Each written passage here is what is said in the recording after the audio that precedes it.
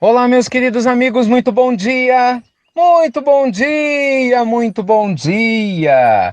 Muita luz e paz aí para o seu coração, muita alegria para a sua vida, um monte de energias boas para você, né?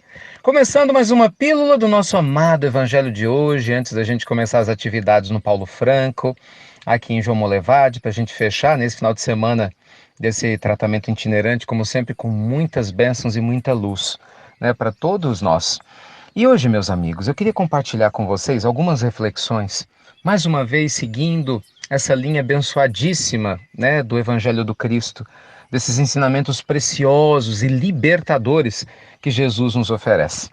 No Evangelho de Mateus, lá no capítulo 12, no versículo 35, Jesus diz: O homem bom tira boas coisas do bom tesouro do seu coração, e o homem mau do mau tesouro tira as coisas más. Resumindo, cada um dá notícia para o mundo de quem é, das coisas que faz, baseado naquilo que possui dentro de si. No outro ensinamento de Jesus, uma árvore boa só pode dar fruto bom, não vai dar fruto ruim. E uma árvore ruim não tem jeito. Por mais que ela tente ensaiar, fingir, se fantasiar de árvore boa, enquanto ela for uma árvore ruim com raízes complexas, ela vai dar um fruto mau. Ensinamentos profundos do Cristo. Como é que isso impacta a nossa vida? Cada um de nós, na maneira como vive, como responde, como fala, no tom da sua voz, na qualidade das suas palavras. Cada um de nós, na maneira como julga ou deixa de julgar, na forma como a gente realmente se internece ou deixa de se internecer pela necessidade alheia. Cada um de nós, na maneira como a gente se liga com o mundo ao nosso redor, inclusive com o mundo dentro da gente mesmo, porque o auto-amor é fundamental, a gente acaba mostrando para o mundo o nosso estágio espiritual. Então é muito importante que nesse processo de autoanálise que o Evangelho nos convida a fazer, que a gente pare de fechar os olhos para as coisas que a gente precisa mudar e que a gente comece a mudar de verdade. Então hoje eu queria conversar exatamente sobre isso, sobre essa mudança verdadeira. Porque muitas vezes o que ocorre, Tem muitos corações nobres, muitos irmãos, muitos companheiros queridos, especiais, que já se dedicam há muito tempo a desenvolver-se espiritualmente. Então tem muita gente que vai às igrejas, que vão às casas espíritas, que participam de projetos sociais, muitas pessoas que já abraçaram o compromisso de buscar se espiritualizar e leem muito, mas na hora da prática, não é? Lógico, eu me coloco no meio desse povo todo. O evangelho às vezes é difícil. E como a gente sabe que é? Para mim é difícil.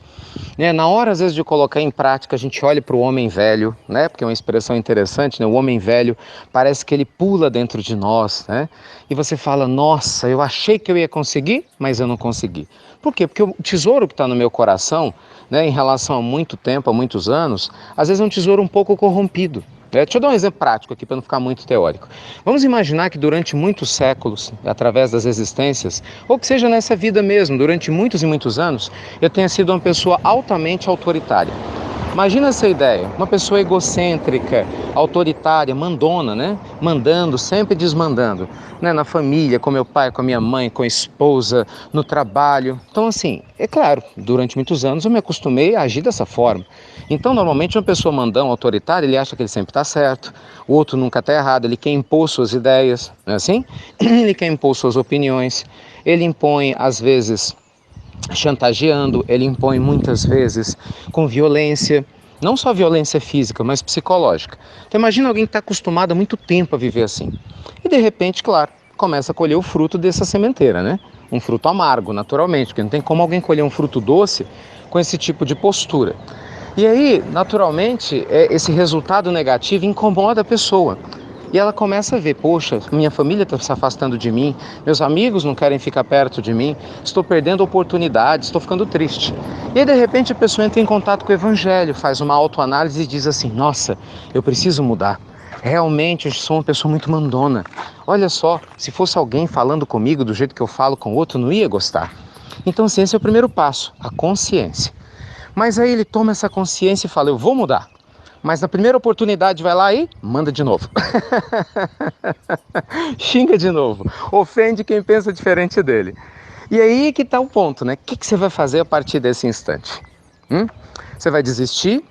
e vai falar, eu não dou conta de mudar, ou você vai falar, oh meu Deus, eu reconheço a minha dificuldade de mudar, mas me dá força para que eu continue tentando, para que eu continue no meu processo, para que eu não desista de mim.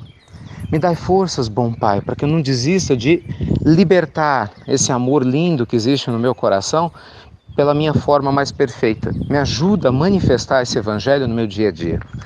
E certamente se você fizesse escolha, se eu fizesse escolha, no segundo momento em que normalmente eu mandaria, xingaria, eu já vou respirar fundo e vou ter vontade.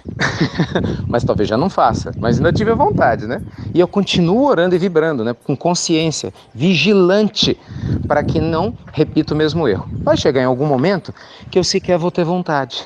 Talvez isso demore meses, talvez anos, mas aquele que não desiste de si mesmo, que persevera, né? Que é perseverante na sua transformação interior, porque realmente deseja isso de verdade, sabe? Que não tem medo de mudar para melhor, sempre alcança o resultado. Por isso, meus amigos, o nosso Cristo sempre nos convidava a vigiar e orar. Vigilância é consciência. Quando você vigia, você está consciente. O que é que o vigilante faz? Ele fica alerta, não é? Ele fica observando o que está de errado. Essa é a função do vigilante. Então, quando a gente se vigia, a gente faz isso. A gente traz consciência para os nossos atos, para evitar agir por impulso, né? Viver de uma maneira intempestiva. A gente observa, Ricardo, tem que melhorar nisso. Pisei na bola de novo aqui. Mas aí eu oro na sequência, para que eu não fique com baixa autoestima, porque a ideia de se vigiar não é você achar o pior ser humano do mundo, não. É identificar onde tem que ser trabalhado, é que nem exame, né? Você vai no médico, está com problema, você faz o exame para saber o que está errado. Mas assim que você sabe, o que você faz? Toma o remédio, o medicamento. Então a oração é um grande medicamento, porque através da prece eu me fortaleço. Através da prece a gente se une a Deus para que a gente não desista de si mesmo e com consciência e atitudes lúcidas, estudando, trabalhando no campo do bem, espalhando amor e bondade, chegue um tempo que aquele comportamento que um dia foi terrível e tão forte em nós já não exista mais. E no lugar desse velho comportamento exista o quê? O bom tesouro dentro do nosso coração e consequentemente a gente dê notícias dele como nos ensinava Jesus. Entende, meus amigos? É um processo. Reforma íntima é um processo. E quanto mais maduros nós estivermos para compreender essa realidade, maior a probabilidade da gente conseguir fazer o que cada um de nós deve e com certeza pode fazer. Tá bom? Luz e paz para todos vocês, um domingo maravilhoso, abençoado.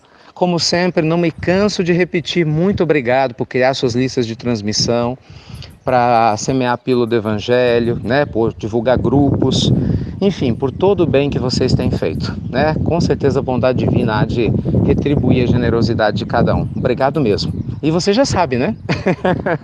Fiquem com muita luz e paz e até breve, até muito breve.